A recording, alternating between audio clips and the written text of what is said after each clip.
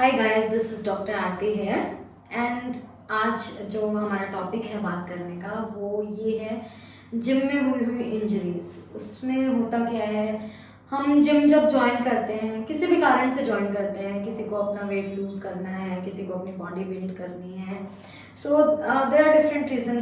कुछ लोग फिटनेस के लिए ही ज्वाइन करते हैं, सबके अपने अपने रीजन होते हैं। तो उसमें होता क्या है, जब ओवर एक्साइटेड हम होते हैं जिम जाने को लेके, या हाईली हमारा जो गोल है वो टारगेटेड रहता है कि इतने टाइम में हमें या तो वेट लूज कर लेना है या बॉडी बना लेनी है, तो उसमें रहता है कि कहीं ना कहीं हम गलती कर जाते हैं, या तो हम ओवर जिमिंग करना स्टार्ट कर देते हैं। मीन्स कि सपोज अगर आप वेट लिफ्ट नहीं भी कर रहे हैं, आप सिंपल मैट एक्सरसाइजेस पे ही हैं या कुछ और एक्सरसाइजेस आप कर रहे हैं, तो उसमें सपोज आपकी बॉडी आपको अभी स्टार्टिंग में अलाउ कर रही है कि आप आधा या पौना घंटा वर्कआउट कर सकते हैं, लेकिन आप इतने एक्साइटेड हैं तो आप लग रहा है जोश जोश में 2 घंटे 3 घंटे लगे हुए हैं, आप एक्स्ट्रा वर्क करवा रहे हैं अपनी मसल्स को, लेकिन उनको रिपेयर का उतना टाइम नहीं मिल पा रहा।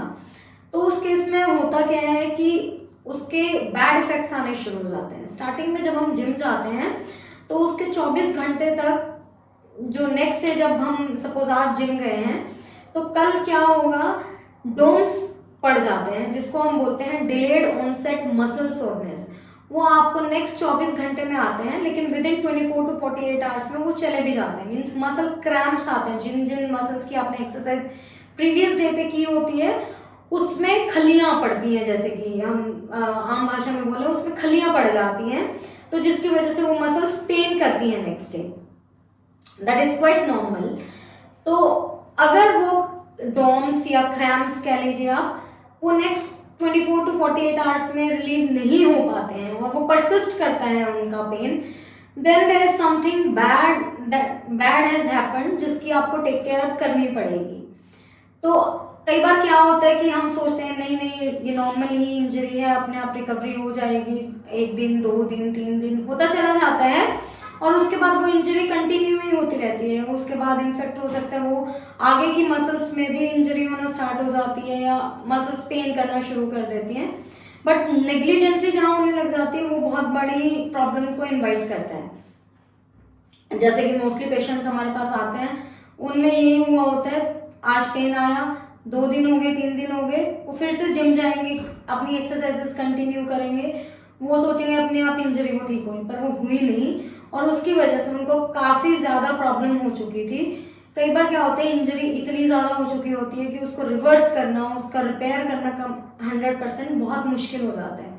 तो गाइस, मैं आप लोगों से यही रिक्वेस्ट करूंगी इस वीडियो के जरिए कि अगर आप भी ऐसी कोई गलती कर रहे हैं तो उसको बढ़ाने से पहले एक बार अपने डॉक्टर से जरूर कंसल्ट कर लीजिए कि ये इंजरी नॉर्मल है या रिकवरी कितने टाइम में हो जाएगी। जब तक वो रिकवरी नहीं हो जाती है, मुझे नहीं लगता कि आपको नेक्स्ट चीजों के लिए प्रोसीड करना चाहिए, बिकॉज माइंडसेट ऐसा हो चुका होता है कि वो अपने आप ही हीलिंग हो जाएगी, पर नहीं हो पाती है।